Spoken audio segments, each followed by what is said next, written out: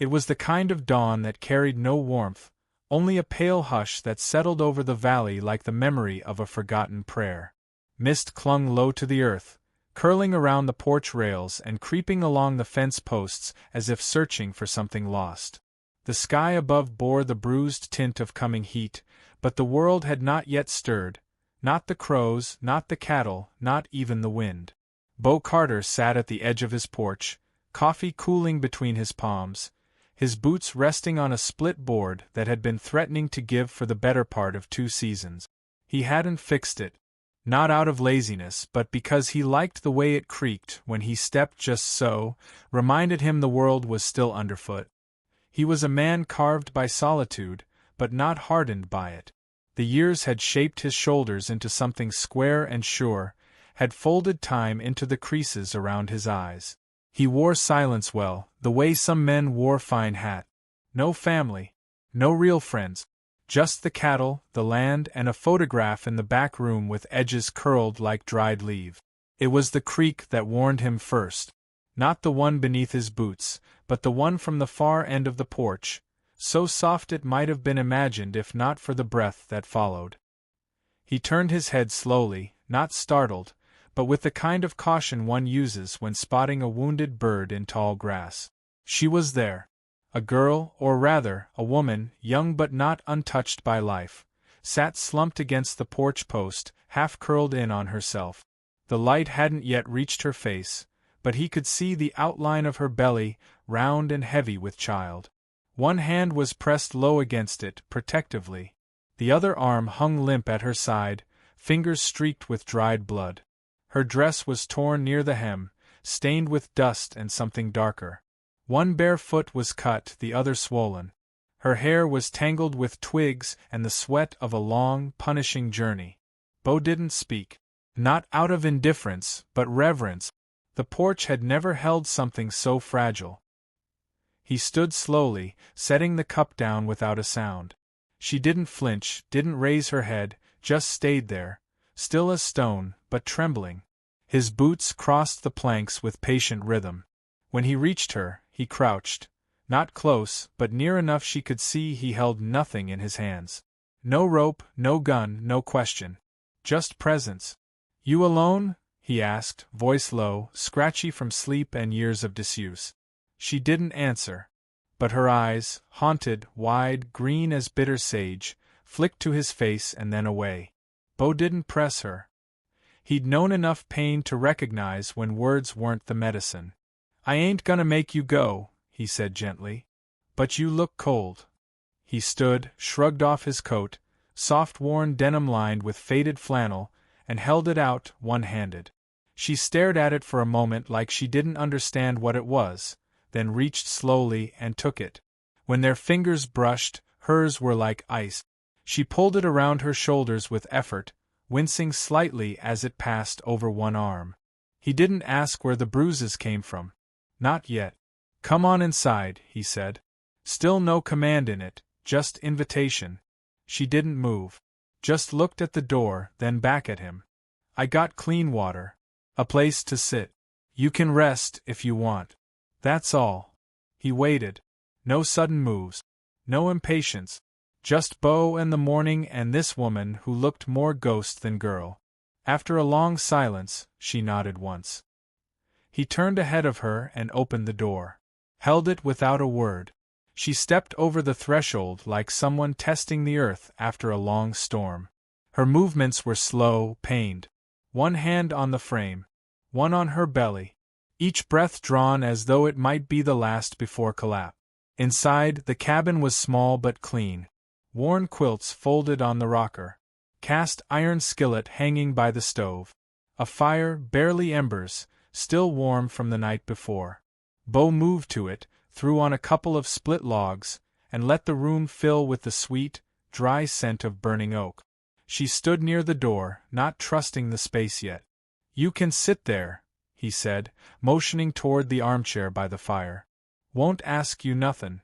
Not unless you feel like talkin'." She moved like someone unfamiliar with comfort, as though even the softness of a cushion might bite. But she lowered herself carefully, arms cradling her belly, shoulders tight. Bo went to the kitchen, poured a tin cup of water, brought it to her. She took it without thanks, but her eyes flicked up again. This time they lingered. Her lip was split, cheek bruised. There was something sharp in her features that refused to dull, even under all the damage. A strength, stubborn and silent, lived in her posture. He left her to the chair and started cracking eggs into a pan. No words. Just the rhythm of breakfast, the hiss of butter, the scrape of tin. She watched him. Not with suspicion, but hunger. And not just for food. For something human. When the eggs were ready, he placed a plate beside her and moved back, giving her space. She ate slowly, one hand steadying the plate, the other trembling. Outside, the sun began to climb. Crows started calling in the cottonwoods. The world was waking. He didn't ask her name. Didn't offer his. Some things took time. Once the food was gone, she leaned back in the chair, eyes fluttering shut. "You can sleep if you want," he said softly. "Room back there's clean." Still, she didn't answer. Just let her chin drop slightly, a half surrender. Her fingers traced a line across the curve of her belly, then stilled.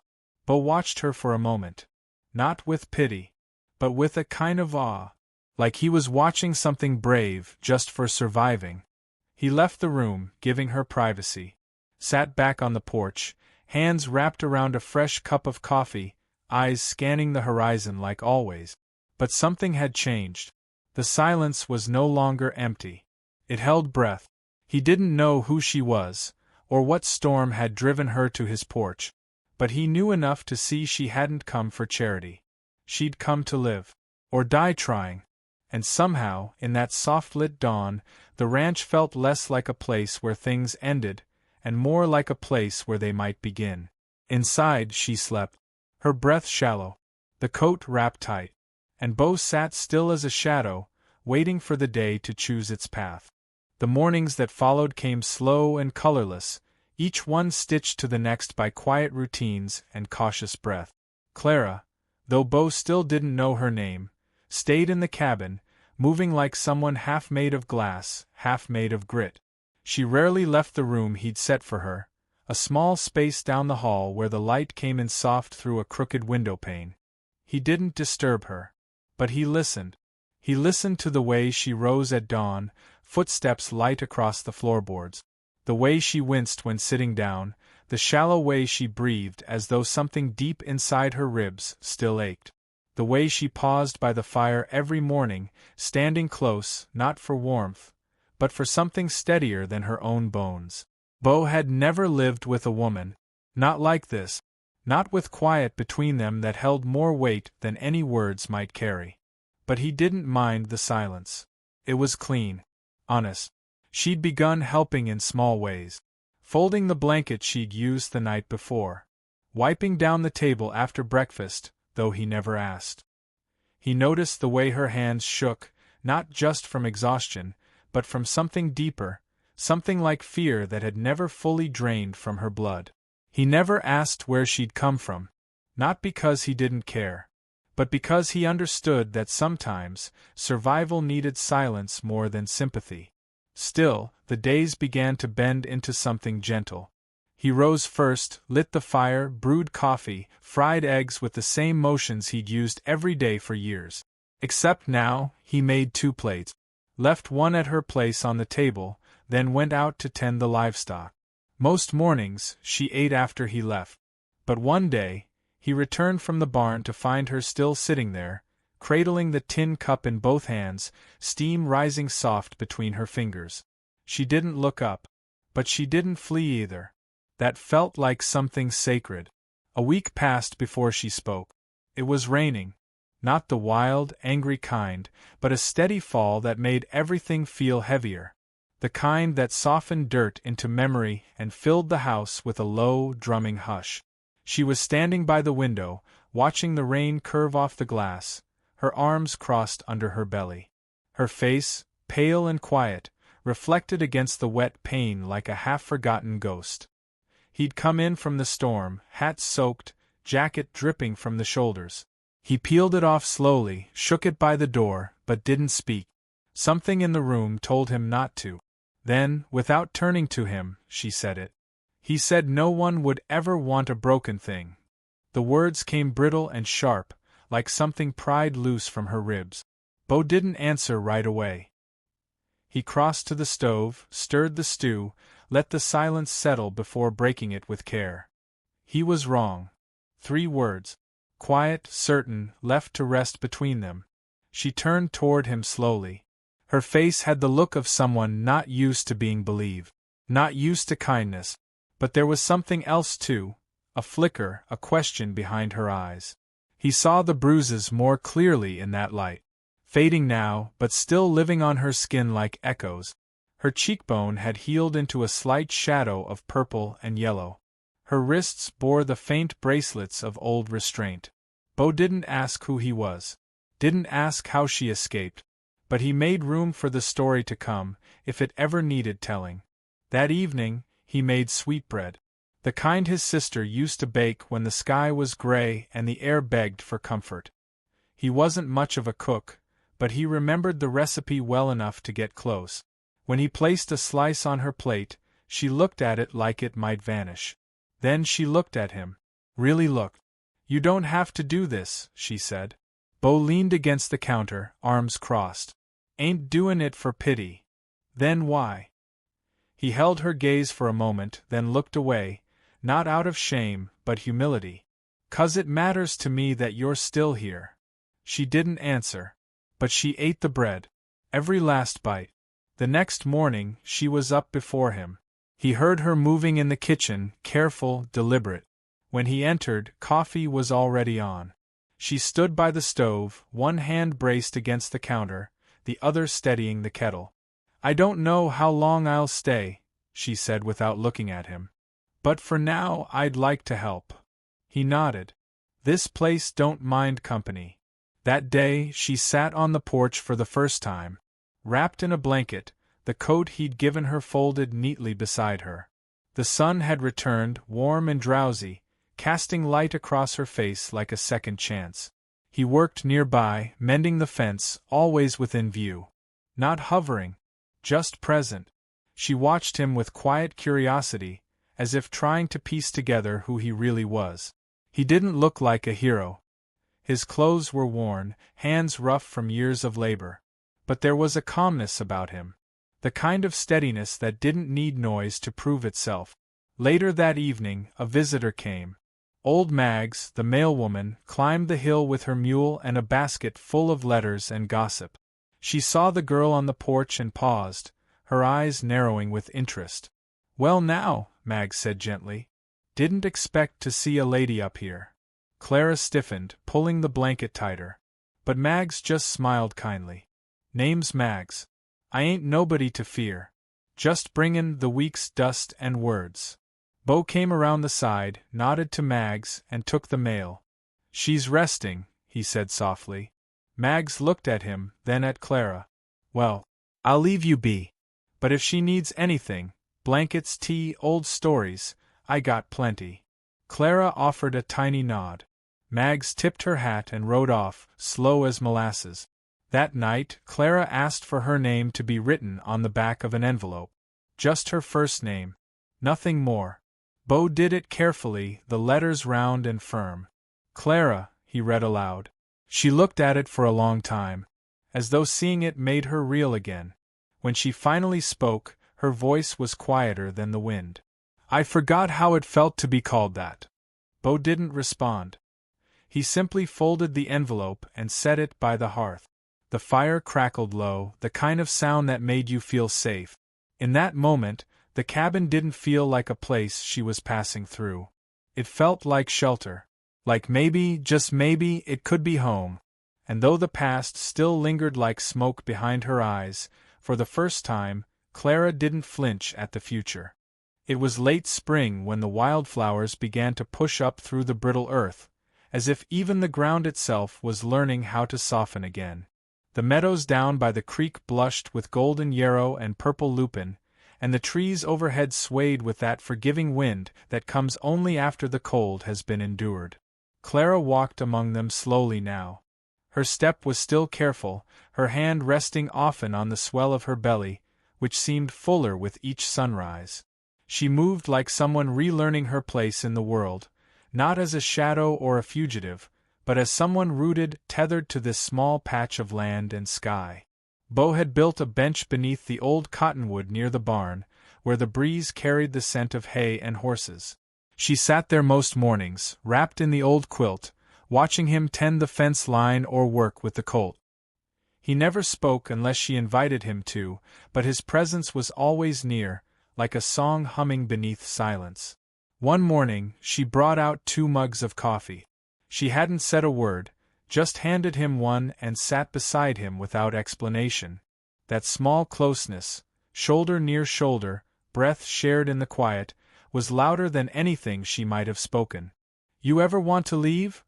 she asked after a long time. Bo didn't look at her. He sipped the coffee, eyes fixed on the hills beyond. "Used to. Thought if I went far enough, I could leave the ghosts behind.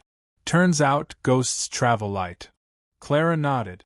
Her eyes traced the horizon, but they saw something closer. "I kept thinking if I just ran far enough, he wouldn't follow me. But I wasn't running from him. Not really." Bo's voice was soft. "What were you running from?" She hesitated, then whispered, "The part of me that believed him." Silence followed, but it wasn't empty. It was reverent. Clara began to help more around the ranch. She stitched torn saddle straps with steady fingers, swept the cabin floors, and cooked meals with the kind of care that came from having known true hunger. There was a gentle rhythm to their days. Him outside, her within, both meeting at the porch steps as dusk pooled in the sky like ink in water. But peace is not a thing that stays undisturbed forever. It began with a horse, one of the colts spooked by something in the distance. Bo had gone out to calm him, found the gate open and boot prints in the soft earth nearby. He said nothing to Clara, but his shoulders held a new tension, and his eyes stayed longer at the edge of the trees. Then came the note. He found it nailed to the side of the barn, just a single word scratched in jagged charcoal letters. "Thief." That night, Bo sat by the fire with the note resting on his knee, unreadable expression carved into his face. Clara saw it. She froze in the doorway, her fingers tightening around the mug in her hand. "It's him," she said quietly. Bo looked up. He didn't ask who. He knew. "I thought I was far enough. I thought," she stopped, words trembling in her throat. "He must have tracked me. I didn't leave a trail. I was careful." "You ain't to blame for his cruelty," Bo said. Clara lowered herself into the chair, the weight of her body and her fear folding together like branches in a storm. "He doesn't just want me back. He wants to ruin what I touched. He'll try to hurt you just to remind me I'm nothing." Bo's voice was steady. "He won't get past me." She shook her head. "You don't know him." "I know enough," he replied, his voice so calm it nearly broke her heart. The next few days passed in an uneasy stillness. The birds still sang, the cattle still grazed, the wind still blew. But beneath it all was a crackling hush, like the air before lightning. Bo began keeping his rifle near the door. Not in fear, but in readiness. He didn't speak of it, didn't change his ways, but Clara noticed the way his eyes swept the hills before every chore, the way he stood outside a few minutes longer at night, listening. And then came the horse. It was Clara's scream that brought Bo running. He had only gone to the well, a few paces out, but when he heard her cry, it turned his legs to fire. In the corral, one of the maras lay bloodied, flanks carved with a knife, the gate swung wide open. Clara stood frozen by the fence, one hand clamped over her mouth, the other holding her belly as if protecting more than life, protecting hope itself. He reached her quickly, guided her back into the house, made sure she sat down, her breathing slow and steady. Only when she nodded did he return to the scene. There was no signature, no note, but the message had been made plain. That night, Bo boarded up the windows. He laid kindling by the hearth and moved the rocker so it faced the door. Clara sat across from him, the firelight flickering across her face. You shouldn't have to fix what I broke, she said softly. Bo met her gaze. You didn't break. You survived. She closed her eyes and 2 tears slid down her cheeks. I'm tired of running. Then stop, he said. You're not alone anymore. The fire popped quietly. Outside, an owl hooted once, then fell silent. Back then, she whispered, when he found out I was carrying, he called it a mistake. Told me it would grow up just like me. Weak. Bo's voice didn't rise, but something in it rang with quiet power. Then he's wrong twice. Clara opened her eyes. The glow from the fire danced in them, but behind the shine was a question she hadn't dared ask. Why do you care? She said. You barely know me. Bo leaned forward, his elbows on his knees. I don't need to know everything you've been through. I just need to know what kind of woman sits in a storm instead of running back to shelter that broke her. That's strength. And in that moment, something between them broke, not in pain but in release. It wasn't love yet. Not quite. But it was something close. A beginning made not of passion, but of faith. Clara reached across the small space between them and set her hand gently on his. It stayed there, light as a whisper.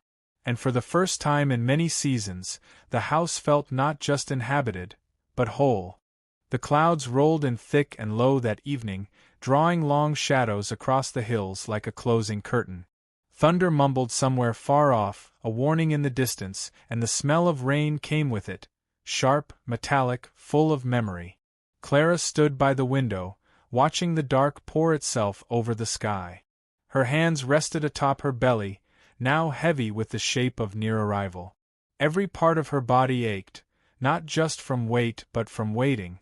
There had been no new sign of him for days, no footprints, no whispers on the wind, no cruel markings left in the barn. But silence didn't bring comfort. It made the tension worse. It made every creak in the floorboards sound like a door being pushed open, every snapping twig outside feel like breath on the back of her neck. Bo had become a sentinel, quiet, watchful. He slept on the cot near the door, boots beside him, rifle propped against the wall. He rose before dawn and circled the property before breakfast, checking fence lines, testing locks, pausing at the edge of the woods with a long, listening stare. They didn't talk much about the man she'd escaped. Not now. That part of the story lived in the stillness, between each beat of wind and heartbeat. But his presence, like a shadow with teeth, hung over everything. One afternoon, Clara found Bo by the stables, fixing the hinges on the tack room.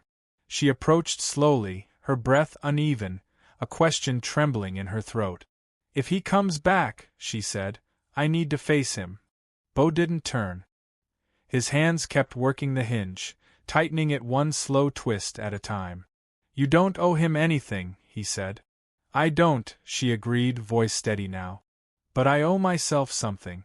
I can't raise a child with fear at the door. Bo paused, the final screw held in his palm. Then he looked up. Then we face him together. It was the first time she felt like the story wasn't only hers to carry. That night they lit 2 lanterns instead of one. They didn't speak of the reason. They didn't need to. There was an understanding between them now, one made not of declarations or promises, but of presence. A few more days passed.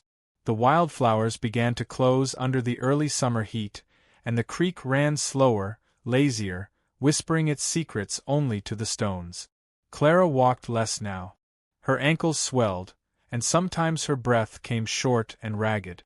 Bo offered to fetch the doctor from down in Bell Creek, but she shook her head each time. No strangers, she said. Not yet. The baby moved often, kicks like soft drums under her ribs. It made her smile in moments she didn't expect. Made her feel connected to something bigger than pain. Something becoming. Still, the feeling never left. That something was coming. Then it happened. Just after dusk, a sharp knock at the door split the silence like a crack of lightning. Not a friendly knock. Not uncertain. It came with authority. Bo was already standing, rifle in hand. Clara froze by the fireplace, the ladle in her hand trembling. Stay back, he said softly. He opened the door with care, just wide enough to see. A man stood there. Mud on his boots, black hat low over his eyes, a smirk twisted across his jaw like a wound. "Well," the man said, "didn't think I'd find her in a place like this. But broken things always end up somewhere lonely." Bo didn't flinch. "You're not welcome here. I reckon I don't need to be. She's mine."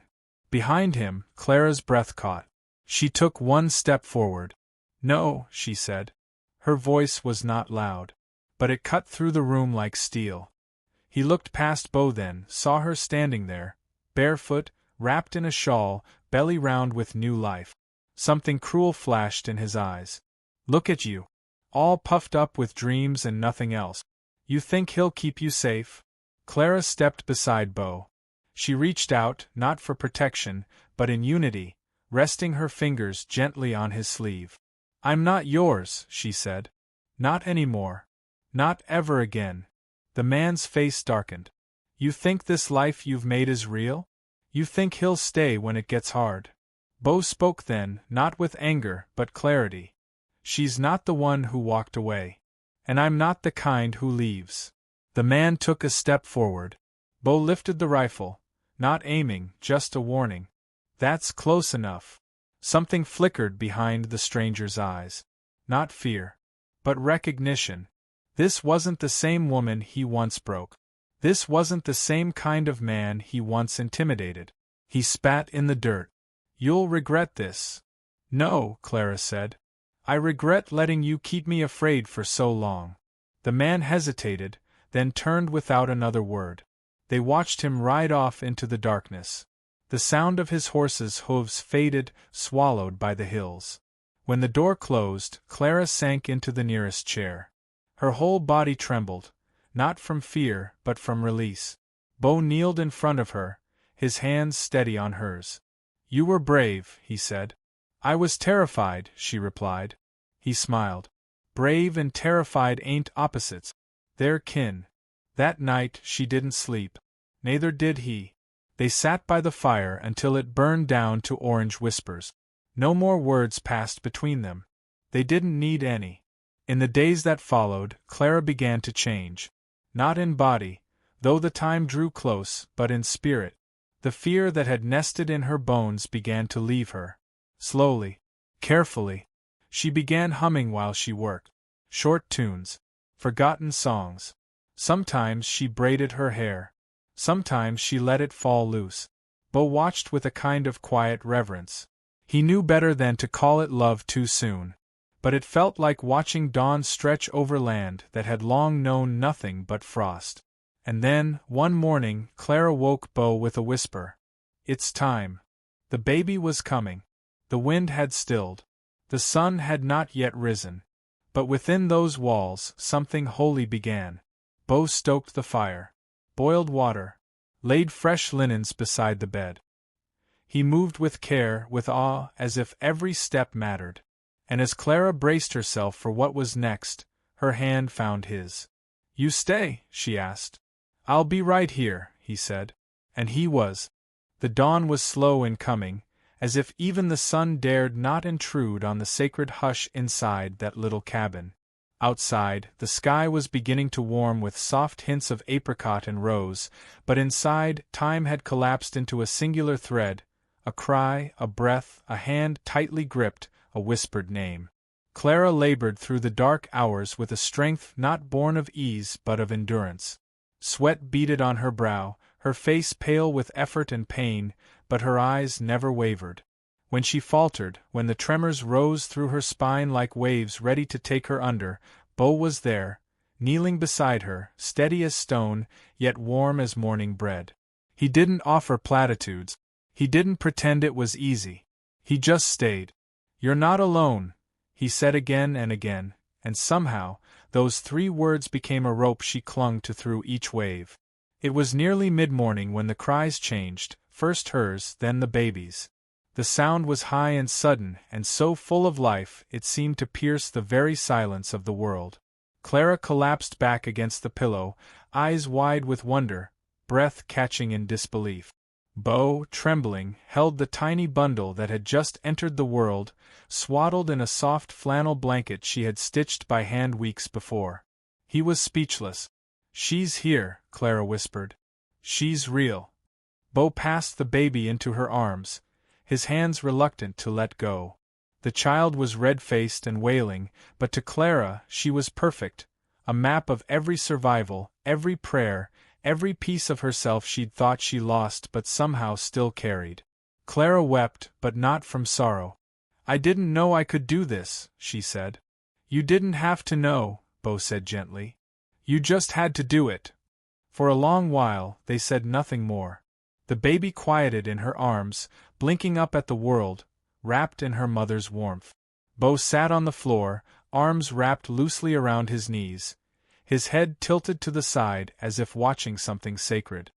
He didn't reach out again, not until Clara looked at him with that quiet nod that meant she was ready to share. He moved beside her, cautious and reverent. She placed the child into his waiting arms. He stared down at the small face, the wrinkled fists, the chest rising and falling in that soft rhythm only new life knows. "She's strong," he said. "She had to be," Clara answered, watching them both. And in that moment a bond was sealed between all three. Not through blood, but through choice. Later that day, the air warmed and the sky stretched wide with soft clouds. Bo cooked a stew, careful not to burn the bottom. Clara sipped broth slowly and then fell into a deep sleep, the baby resting in a cradle made from an old whiskey barrel lined with cotton and dreams. The man never came back. Maybe he had seen something that day, something in Clara's eyes or Bo's stillness that warned him off. Or maybe he was just a coward, full of bark and bluster, retreating when he could no longer control the pieces. But whatever his reasons, he never returned. The threat he'd once been began to dissolve like smoke in the wind. What remained was a quiet life. Not perfect, not painless, but real. Days passed, then weeks. The garden grew. Clara began walking again, slower than before but more sure-footed. She would carry the baby in a wrap against her chest, speaking softly about trees and birds and the way the light filtered through the leaves. She no longer jumped at shadows. Her breath came easier. One afternoon, while hanging laundry, Clara asked Bo about his past. "You never say much about where you come from," she said, pinning a shirt to the line. Bo wiped his hands on a rag and shrugged. "Not much to tell. Left home young. Worked trail crews. Found too many reasons to keep moving." She nodded. "You think you'll stay now?" He looked around, the trees, the worn fence, the porch where the baby now cooed in her cradle. Then he looked at Clara. "Never had a reason to stop before." She smiled, quiet and warm, as if she'd been waiting for that answer. The days turned to seasons. The leaves browned and fell. Then snow came, gentle at first, then deeper. The fire inside the cabin burned day and night. Bo carved a cradle with his hands, a real one this time. Clara embroidered the baby's name into its quilt, Hattie, after her grandmother. On cold nights, they would sit by the fire, baby sleeping between them, and talk in murmurs about things they never used to say out loud. Pain, yes, but also grace. Second chances. The kind of love that comes not in a rush of heat, but in the slow build of kindness upon kindness. "I used to think I was ruined," Clara said once. "That I was too bent, too bruised, to be anything but broken." Bo didn't answer right away. He reached for her hand and held it gently. "You're not broken," he said. "You're blooming." And so she was. The world didn't change overnight. There were still hard days. There were still quiet sorrows. But there was joy, too. Small and true. A child's first laugh. The scent of fresh bread. The way Bo would run his hand along Clara's back when she didn't even know she needed comfort. One morning, as they stood on the porch watching the sun rise, Clara turned to him. "Do you think she'll ever know?" she asked. "Know what?" How close she came to being born into fear. Bo looked at Hattie, now nestled in Clara's arms, blinking up at the dawn. "She doesn't need to," he said. "She'll know she was born into love. That's enough." And maybe that was the truest thing ever said in that little cabin. Because in the end, this wasn't a story about rescue. Not really. It was about two people who stopped running, who stood still long enough for healing to find them, who dared to plant roots in soil once scorched by fire, who believed that maybe, just maybe, the most fragile things, like hope, like family, like second chances, could take hold and grow strong. For anyone listening now, maybe from your own quiet room, maybe carrying your own scars, let this be your reminder. It is never too late to begin again. Sometimes, the strongest hearts are the ones that learned to beat through silence. And sometimes, home is not a place you find. It's the place you build, hand in hand, breath by breath, story by story. And if you ever doubt it, just listen closely. You'll hear the whisper of the wind through cottonwoods, the hush of a cradle rocking, and the steady voice of a cowboy who stayed.